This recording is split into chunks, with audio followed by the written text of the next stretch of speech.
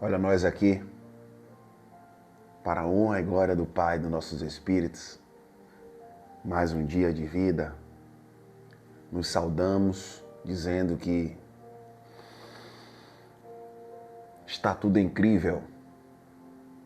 Obrigado, Paizinho. Obrigado, Pai amado,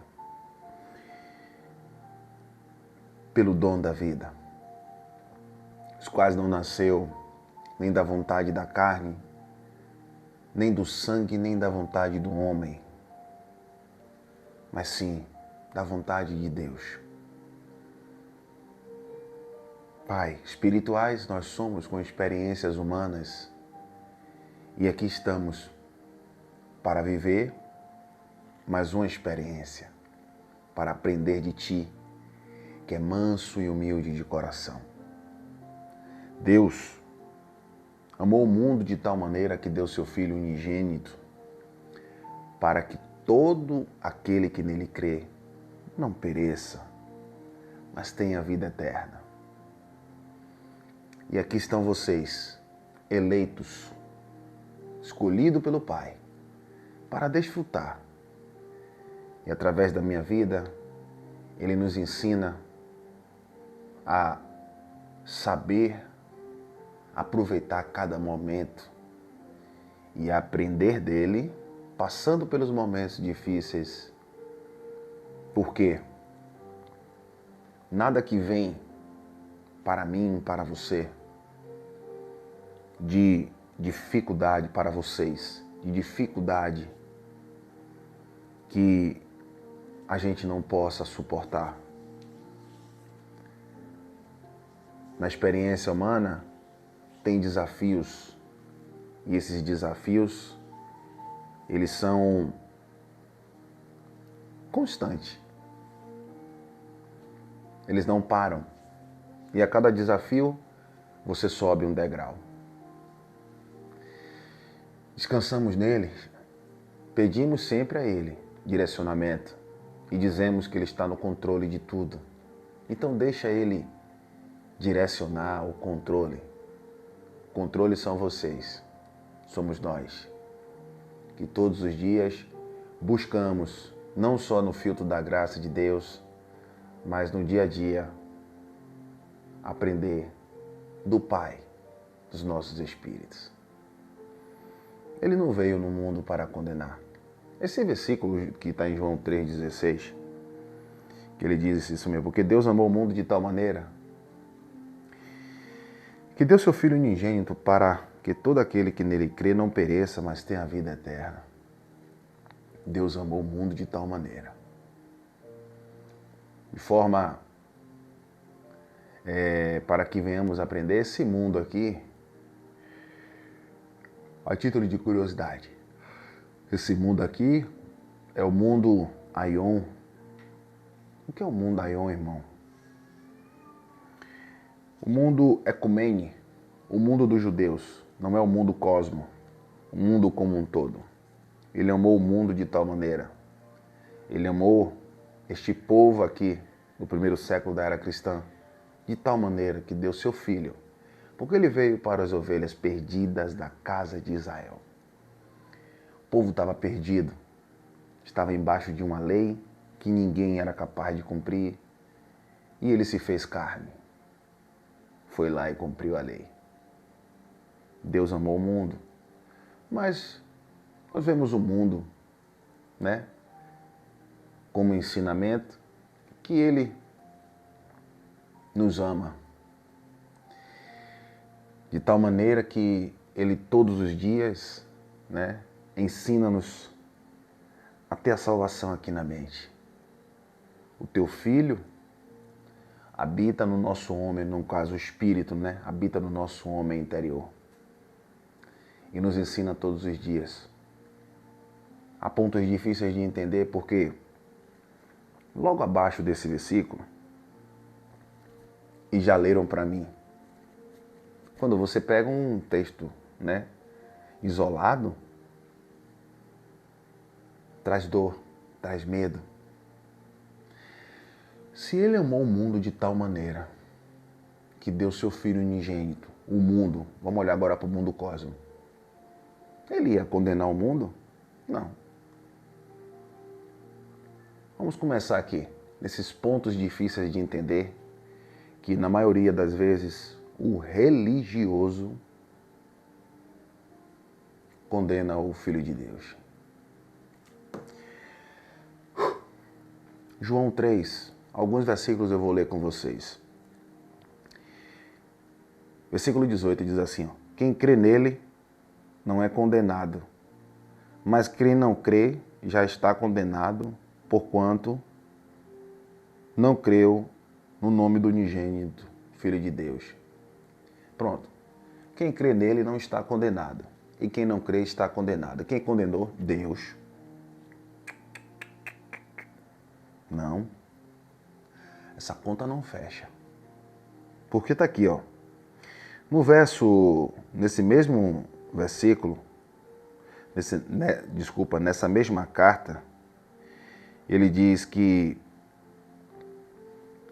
porque Deus enviou seu Filho ao mundo, observe que o 17 diz, eu li o 18, né? Quem crê nele não é condenado, mas quem não crê já está condenado. E aí o religioso diz, você vai para o inferno. Quem não é de Deus vai para o inferno. Quem não vai para a igreja vai para o inferno. Aceite Jesus que ele está voltando e você vai ser condenado.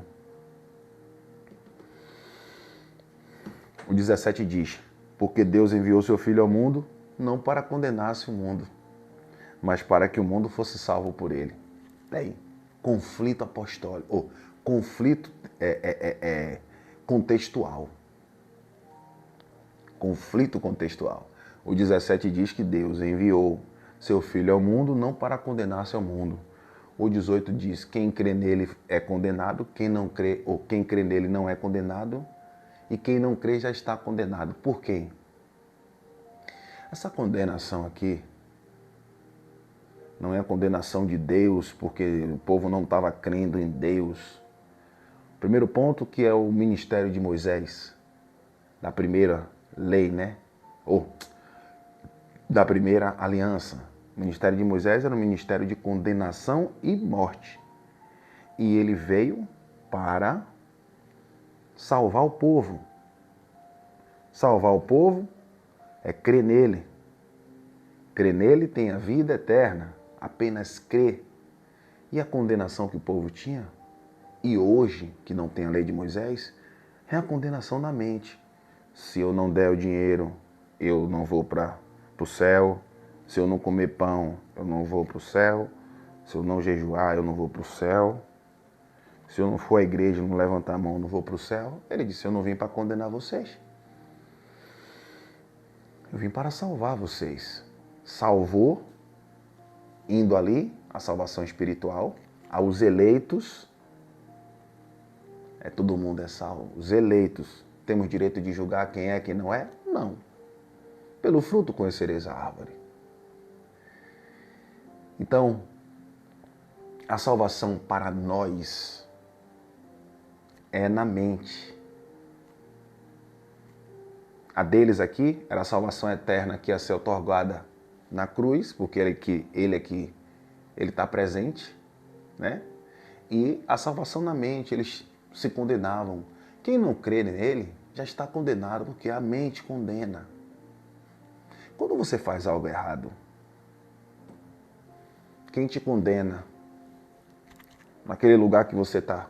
A sua mente. Deus vai me condenar porque eu fiz isso. Não, ele vai dizer, você errou. Tudo isso que você plantou, você vai colher. Me perdão, Deus. Está tudo tranquilo. Eu te amo incondicionalmente, você sendo meu filho. Qual filho que o pai ama que ele não corrija? Se tu és filho, serás corrigido. Por quê? Porque é aquilo que você plantou. Quando um filho biológico faz algo de errado, você ama ele incondicionalmente, mas ele vai fazer o quê? Castigo. Vai todo mundo para a praia, você vai ficar em casa. Você como pai. Ele plantou, ele colheu. Pai biológico. Pai espiritual. Se fizeres bem, serás aceito. Se não fizeres, o pecado jaz à porta, está sobre você. E sobre o erro, eu vou resolver. Não, você tem que dominar. Ele disse a Caim isso, em Gênesis 4:7. Então essa condenação aqui, o ministério de Moisés era um ministério de condenação e morte, que o homem não era capaz de cumprir. Ele estava dizendo, crê em mim, creiam. Por isso que ele disse, ide, batizai o povo, para o povo crer. Porque o batismo da água não era dos apóstolos. Jesus batizou quem? Quem batizava era João Batista. Vamos para outro versículo que a gente precisa entender sobre a condenação. Está lá em João 5,45. João 5,45. Observe o que eu disse dentro desse contexto, que quem condenava era a lei de Moisés. Olha o que ele diz no 5. Ó. João 5, verso 45. Olha o que ele diz para vocês. Ó. Não cuideis que eu vos hei de acusar para com o Pai. Há um que vos acusa, Moisés, em quem vós esperais. Moisés não é Moisés propriamente dito. Era um ministério que foi dado. João 1,17. A lei foi dada por Moisés, a graça e a verdade veio por Jesus Cristo. Eita, que descanso maravilhoso. Aonde há pontos difíceis de entender, porque o religioso chega assim, olha, tá lá em João 3:18, quem não crê vai ser condenado, e quem crê não será condenado. Tá vendo? Que o 18 diz uma coisa, o 17, 18, o 16. Precisa ler o contexto. Como é o nome disso? Hermenêutica, interpretação do texto. Porque senão, e outra coisa, anacronismo bíblico é para você entender o que é. É você mexer na cronologia bíblica e está futurizando. Lê a Bíblia, não entende o time, não entende para quem, não entende se é cultural, se é circunstancial, se é temporal e toma aí. Vai. Que a história nem é nossa, a história é dos hebreus. Tem mais um, Sandro? Tem João 3,18, já foi João 3,18, 19, 17. Aí tem esse aqui, Paulo, Romanos 8,1. Observe aqui. Observe. Portanto, agora nenhuma condenação há para os que estão em Cristo Jesus, que não andam segundo a carne, mas segundo o Espírito. Meu amado. Aí, o religioso diz eu não sei se está certo, não. O condenador diz assim, não sei se está certo não esse vocabulário, não? O que condena? Melhor. Aí, ó, você não está em Cristo Jesus, está aí no mundo, segundo a carne, e essa carne que é o mundo aí não é não. Portanto, nenhuma condenação há para os que estão em Cristo em Jesus. Sinto informar vocês que todos vocês, até os que não são eleitos, estão em Cristo Jesus. Estar em Cristo Jesus é o ministério do Espírito, que é um ministério maior, né? O ministério de maior glória, segundo Coríntios 3,8, do que o ministério da carne, que é o ministério de condenação e morte. A carne aqui não é o mundo aí propriamente dito, não é o carnaval que vai chegar agora. Você está segundo a carne e vai dizendo aqui, se eu não me engano é o 5, ó, porque os que são segundo a carne inclinam-se para as coisas da carne, mas os que são segundo o Espírito para as coisas do Espírito, porque a inclinação da carne é morte, mas a inclinação do Espírito é vida e paz. Porque a inclinação da carne é inimizade contra Deus, pois não é sujeita à lei de Deus, nem é em verdade, ou pode ser. Sabe o que é isso aqui? Era a lei de Moisés, que era um ministério de condenação e morte, que a justificação era na carne. Não é a carne propriamente dita. A carne, a lei de Moisés, havia um conflito, né? A lei de Moisés era por obras sacrificiais. A graça é por fé. Crê nele. Descanse nessa palavra, porque nenhuma condenação há para os que estão em Cristo Jesus. Ministério do Espírito, sabendo que você é templo e morada dele, que ele habita no teu homem interior, não na tua natureza humana, hein? Que ele te dá o fôlego todos os dias, que ele diz, vai meu filho, eu habito em vocês. 1 Coríntios 3,16. Não sabeis que vós sois o templo de Deus e que o Espírito de Deus habita em vós? Então tá tudo aí. Direita, faz certo. Esquerda, fez errado? Você mesmo se condena. Ele diz lá em Mateus 28, vinde a mim, todos que estáis cansados e oprimidos de tanta condenação do homem, de tanto jugo do homem. Vinde a mim, todos que estáis cansados e oprimidos, tomai sobre vós o meu jugo e aprendei de mim, que sou manso e humilde de coração, e acalmarei as suas almas, as suas emoções, porque o meu jugo é suave, o meu fardo é leve. Há um jugo, há um fardo de Deus aí, é quando ele trata com a sua consciência. Está certo isso, Sandro? Não. E por que você está fazendo? É a consciência, porque quando você se debruça as coisas que são verdade de Deus, que você conhece a verdade, você sabe que a ultrapassagem que você faz sem sinalizar está errado. Que quando o sinal está vermelho, você sabe que está errado e vai chegar o quê? Uma multa. E depois, meu Deus, o dinheiro está faltando. Por que você foi atravessar o sinal vermelho? O sinal vermelho da vida não atravessa. Não traga um sinal vermelho para aquilo que você não entende e diz que você é salvo e que não for salvo está condenado. Tenha calma. O ministério é do Espírito. Não é por força nem por violência. Quem guia é o Espírito. Por isso que eu estou falando essa semana sobre pontos difíceis de entender, para trazer descanso para aqueles que conhecem a graça, para aqueles que vivem em uma denominação religiosa e para aqueles que não vivem. Eu estou lidando com esse público. Então precisamos ter cuidado. Ter cuidado em ministrar. A responsabilidade nessas esferas, nessas áreas, são de vocês. A minha aqui é ter a responsabilidade com o que falar para ter domínio e aprender também e compartilhar. Então está tudo incrível, porque nenhuma condenação há para os que estão em Cristo Jesus. Ministério do Espírito.